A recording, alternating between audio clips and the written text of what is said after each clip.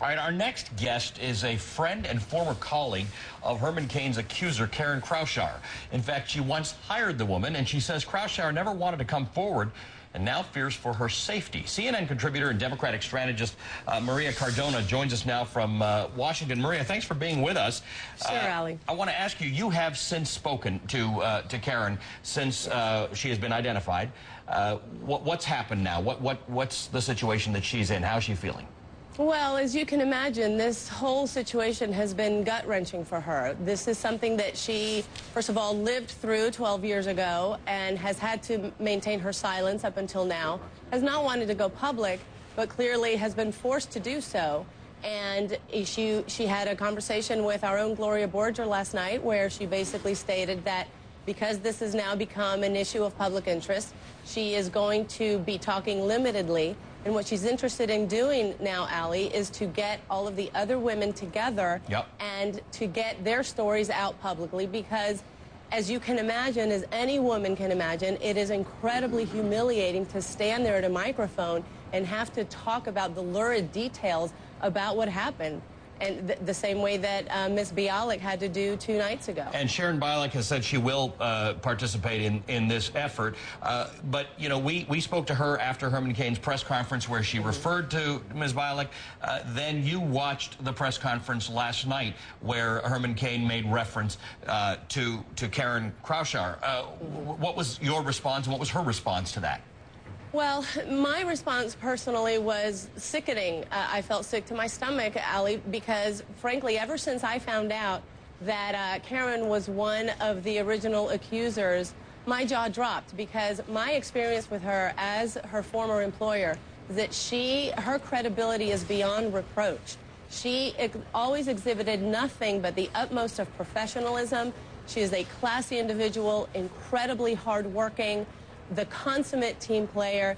In fact, the clip that you all are playing of her down in Miami as she is approaching the microphones was when we were in the middle of the Elian Gonzalez firestorm, and I had to choose somebody on my team who I could trust 100% to be the face of the INS in Miami, and she was the person I chose.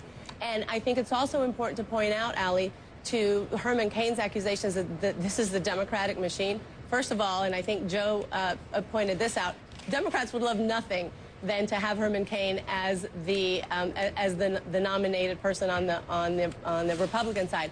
But secondly, these 2 women, including Karen, are Republicans. And thirdly, her work for me had absolutely nothing to do with political strategy, with partisanship. She's a civil servant then, and she still is. Let me ask you this. Did you, when you hired her, hear this story? Absolutely not. I had no idea whatsoever. I do know that even then, she was incredibly grateful to me for having hired her. She often said to me, Maria, thank you so much. You took a chance on me. You didn't know me. That was all that she said back then. Ever since we've been in touch, since these allegations have come forward and her name was made public, she told me, Maria, now you know why I have always been so incredibly grateful to you for hiring me out of the National Restaurant Association because you saved me from this monster. Clearly, she was talking about her terrible, what she went through with Herman Cain at the National Restaurant Association. What tends to happen, obviously, when people bring forth complaints or they become public is that we start to dig into their past and find out a bit more about them. And now there is a report circulating that when she was at the INS, she did file another complaint, a complaint while she was working there that also did allege sexual harassment. What do you know about that?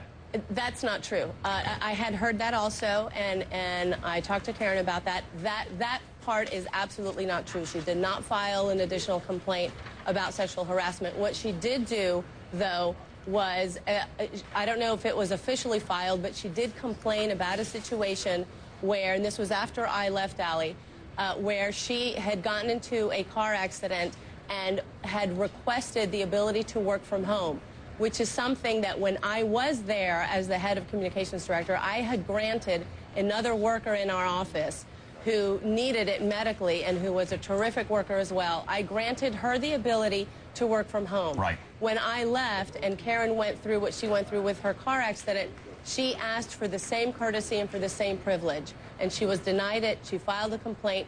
When she was told no, she dropped it. Got it. And I just want to correct my question. I misread that entirely. It very specifically did not include a sexual harassment complaint. Exactly. Did not did include it. It did not. She did not file a sexual harassment claim while she was at the INS. It was a separate claim, which you are saying got dropped. Correct. All right, Maria, thank you very much for joining us. Maria Cardona is a CNN contributor with CNN. She's a Democratic strategist, but she had hired Karen Kraushaar in her days at the INS.